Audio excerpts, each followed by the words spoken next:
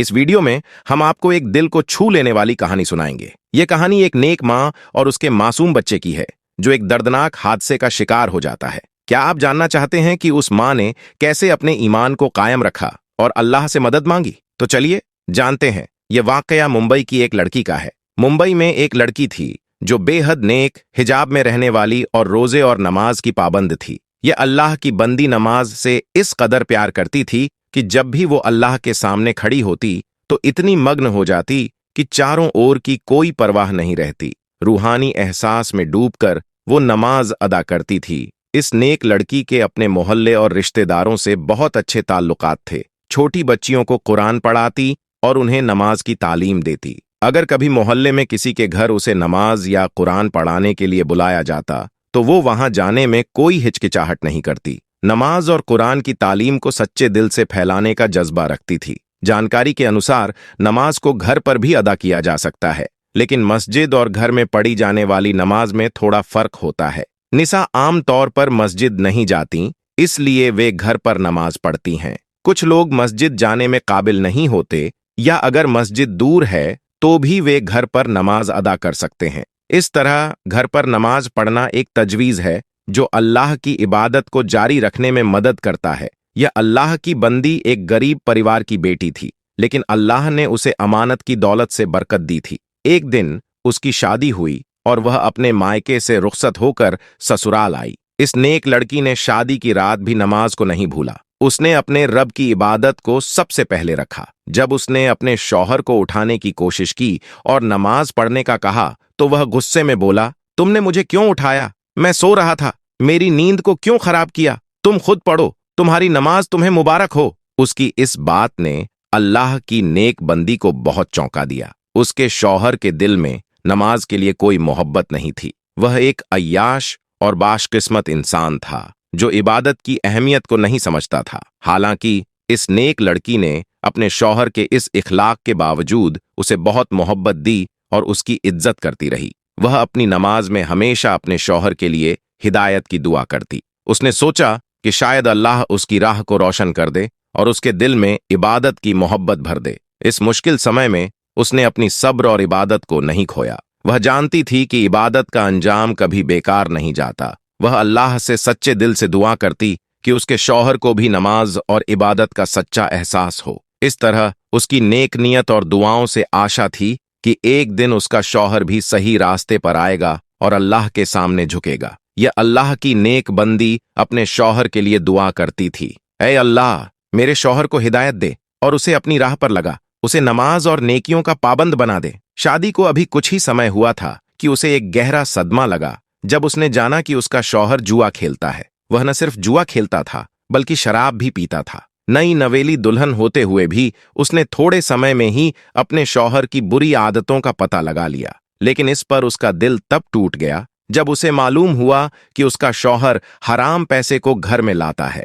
जब उसका शौहर शाम को घर लौटा तो अल्लाह की नेक बंदी ने उसके कदमों में गिरकर फरियाद की। उसने कहा, आपको अल्लाह की कसम है, जुए और शराब जैसे हराम कामों से तौबा कर लें। अल्लाह के सामने सजदा करें। जितने भी गुनाह किए हैं उनसे तौबा करें। अल्लाह ताला ने हमें जो कुछ दिया है हमें उसी में खुश रहना चाहिए। अधिक और अच्छे की चाह में हराम रास्ता न अपनाएं। मैं इस मुश्किल में भी खुश हूं, लेकिन खुदा के वास्ते जुए का हराम लुकमा न खुद खाएं और न ही मुझे खिलाएं। हम कयामत के दिन अल्लाह के सामने किस मुंह से पेश होंगे और क्या जवाब देंगे? वह नेक बंदी यह कहते हुए जोर जोर से रोने लगी, लेकिन उस पत्थर दिल इंसान पर उसकी रहमत का जरा भी असर नहीं हुआ। उसने अपनी बीवी को पैर से धकेलते हुए घर से बाहर चला गया। वह नेक लड़की दिन रात नमाज में अल्लाह ताला से अपने शौहर की नरम दिली और उसकी हिदायत की दुआ करती। या अल्लाह, मेरे शौहर के दिल में मेरे लिए मोहब्बत डाल दे और उसे तौबा करने की तौफीक अता फरमा दे। लेकिन दिन बीतने के साथ उसकी जिंदगी और भी मुश्किल होती जा रही थी। इस गरीब लड़की के पिता ने अपनी बेटी की शादी पर अपनी पूरी जिंदगी की मेहनत से जो कुछ जमा किया था उससे उसने कुछ जेवर बनवाकर बेटी को दिया और ससुराल विदा किया। लेकिन इस जालिम शौहर ने न केवल अपनी बीवी का वह जेवर छीन लिया बल्कि उसे जुए में भी हार गया। फिर भी इस नेक बीवी ने सब्र किया और अल्लाह से यही दुआ करती रही, या अल्लाह, मेरे शौहर को नेकी की हिदायत दे उसके दिल में तेरी मोहब्बत और फर्माबरदारी डाल दे। शौहर की पत्थर दिली और हराम अमल के बीच 1 साल गुजरा और अल्लाह पाक ने उसे बेटे जैसी नेमत से नवाजा। जब इस नेक मां ने अपने बच्चे का चेहरा देखा तो मानो पुराने सभी गम एक पल में भुला दिए हों। चांद जैसे बेटे को पाकर उसका दिल एक नई खुशी से भर गया। लेकिन उसका बदनसीब शौहर, जो अब बाप बन चुका था, जिम्मेदारी का कोई एहसास नहीं कर पाया। शादी के पहले दिन से लेकर अब तक उसकी आदतें बिल्कुल वैसी ही थीं, जुआ खेलना और शराब पीना।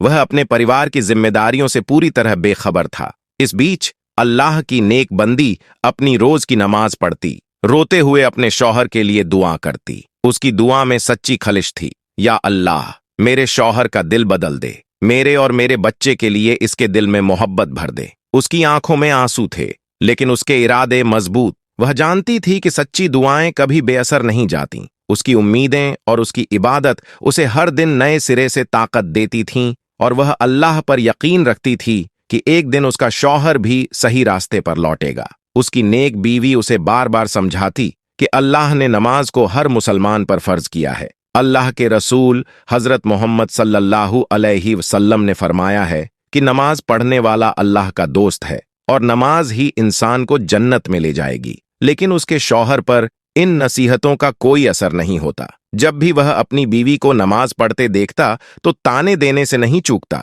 वह कहता, क्या फायदा है तुम्हारी इस नमाज का? तुम्हारी दुआओं ने हमारा दिन तो नहीं बदला, हम अमीर नहीं हुए, फिर तुम यह नमाज क्यों पढ़ती हो? नमाज से न तो गरीबी दूर होती है और ना ही हमारी किस्मत बदलती है। यह सुनकर वह दुखी हो जाती, लेकिन उसका शौहर इन बातों को सुनकर फिर से जुए और शराब की ओर बढ़ जाता। उसकी पत्थर दिली और नासमझी ने उस नेक बीवी की परेशानियों को और बढ़ा दिया। फिर भी वह अपने ईमान और दुआओं को नहीं छोड़ती। अपने शौहर के दिल को चीर देने वाले ये अल्फाज सुनकर वह नेक बीवी तड़प उठती। अल्लाह की बारगाह में हाथ उठाकर अपने शौहर की हिदायत के लिए दुआ करती। शौहर की लापरवाही और बेरुखी के बीच 3 साल गुजर गए। अब उसका बेटा बड़ा हो गया था, 3 साल का, चलने फिरने लगा और अपने शराबी बाप को बाबा बाबा कहकर पुकारने लगा। लेकिन वह बदबख्त बाप तो हमेशा शराब के नशे में डूबा रहता। जब कभी थोड़ी होश में आता तो अपनी नेक बीवी को नमाज पढ़ने का ताना देता। उसे ना तो घर की परवाह थी और ना ही परिवार की।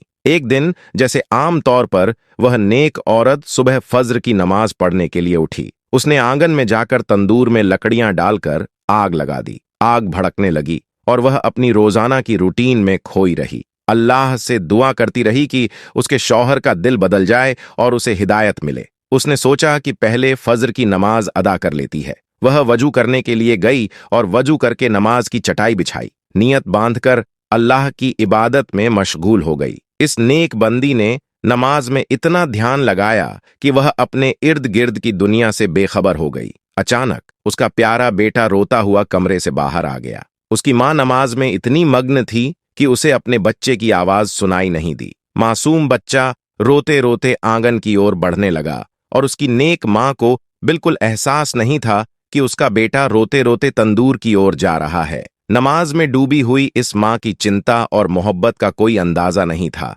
जबकि उसका बच्चा खतरे में था। जब वह बच्चा अपनी मां को ढूंढते हुए आंगन में आया तो उसने जलती हुई आग की रोशनी देखी। मासूम बच्चे ने आग को खेलने की चीज समझ लिया और तंदूर की ओर बढ़ने लगा। वहीं उसकी मां नमाज में खोई हुई थी। उसे खतरे का एहसास भी नहीं था। जैसे ही वह बच्चा तंदूर की ओर बढ़ा, अचानक वह उसमें गिर गया। उसकी चीखें और पुकार सुनाई नहीं दी, क्योंकि उसकी मां नमाज में इतनी मगन थी कि उसे अपने लाडले की आवाज भी नहीं सुनाई दी। मासूम बच्चा आग में गिरकर मदद के लिए चिल्लाने लगा। उसकी आवाज में ऐसी तकलीफ और कर्ब थी कि सुनकर किसी का भी दिल तड़प जाए। इसी बीच उसका बाप, जो कमरे में सो रहा था, उसकी चीखों को सुनकर बाहर आया। जब उसने देखा कि उसका बच्चा जलते हुए तंदूर में गिर गया है तो उसकी आंखों में डर और बेजबानी आ गई। वह तड़प उठा और उसकी दिल की धड़कन तेज हो गई। वह समझ नहीं पा रहा था कि उसे क्या करना चाहिए। एक तरफ उसकी पत्नी थी जो अपनी इबादत में लीन थी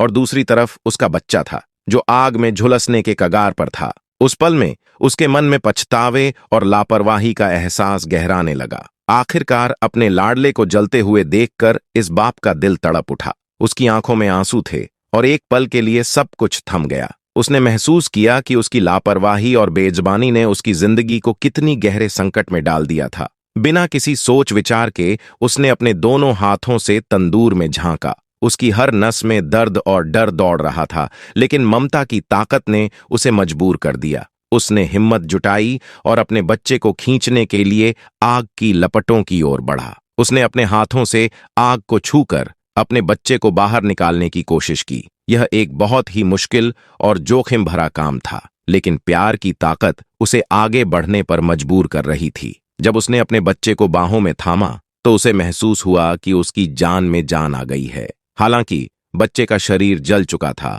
और उसकी चीखें अब भी बाप के कानों में गूंज रही थीं। वह जानता था कि वह अपने बच्चे को बचा नहीं सका, लेकिन उसने कम से कम उसे अपनी बाहों में ले लिया था। उसके मन में पछतावा, प्यार और जिम्मेदारी का एक एहसास था। उसने अपने दिल में ठान लिया कि अब से वह अपनी जिम्मेदारियों को निभाएगा। बच्चे को तंदूर से निकालते समय उसके पिता के दोनों हाथ बुरी तरह जल गए और चेहरा भी झुलस गया, लेकिन अफसोस, वह अपने मासूम बच्चे को नहीं बचा सका। बच्चा बेदर्दी से जलकर मर चुका था। मासूम की लाश देखकर पिता का दिल भर आया। वह पसीज गया, नरम हो गया और अपने बेटे को गोद में लिए रोने लगा। मां सजदे में थी और बच्चा अब नहीं रहा। जब मां ने नमाज पढ़कर सलाम फेरा तो उसकी नजर अपने बच्चे की जली हुई लाश पर पड़ी, जैसे आसमान से बिजली गिरी हो या जमीन फटी हो। पति ने जब अपनी पत्नी को देखा तो गुस्से से भरा हुआ बोला, तेरी नमाज ने तुझे कैसा इनाम दिया है? तेरे अल्लाह ने तुझे तेरी नमाज का क्या इनाम दिया है? तेरी इस नमाज ने मेरे बच्चे की जान ले ली है।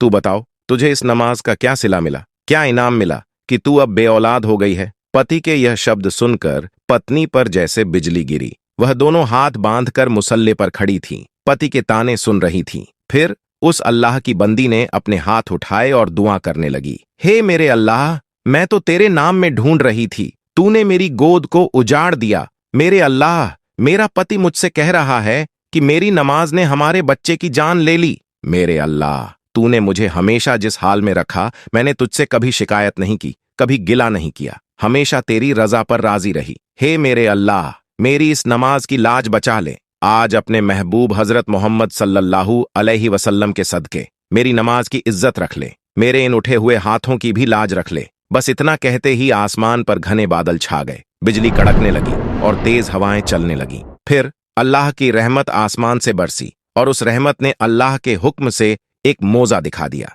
जैसे ही बारिश के कतरे उस जले हुए बच्चे के शरीर पर पड़े, अल्लाह हू अकबर! बच्चा अचानक जिंदा होकर बैठ गया और माँ माँ पुकारता हुआ उसकी ओर दौड़ पड़ा। माँ ने उसे अपने गले से लगा लिया और उसके साथ मिलकर अपने सीने की गर्मी महसूस की। उसने उसे प्यार से सहलाया, जैसे उसके जीवन में एक नई रोशनी आ गई हो। जब इस नेक महिला के पति ने यह निस्बत देखा तो उसकी आंखों में आंसू आ गए। वह तुरंत कलमा पढ़ता हुआ सजदे में गिर पड़ा। उसकी आवाज गूंज उठी, अल्लाहू अकबर! वह रो रो कर अल्लाह से माफी मांगने लगा, हे मेरे अल्लाह, मैं किस कदर गाफिल और नादान था। आज मैं अपने सारे बुरे कामों से तौबा करता हूँ। उसने अपनी आंखें बंद कर लीं और गहराई से अपने दिल की आवाज सुनाई दी, हे मेरे अल्लाह, तू तो रहमान और रहीम है, मेरी इन गलतियों को माफ फरमा दे। तूने मुझे हिदायत अता की है, मुझे अपनी सही राह दिखाई है। अब मैं तेरे सामने झुका हुआ हूं और तुझसे सच्चे दिल से मार्गदर्शन की दुआ करता हूं।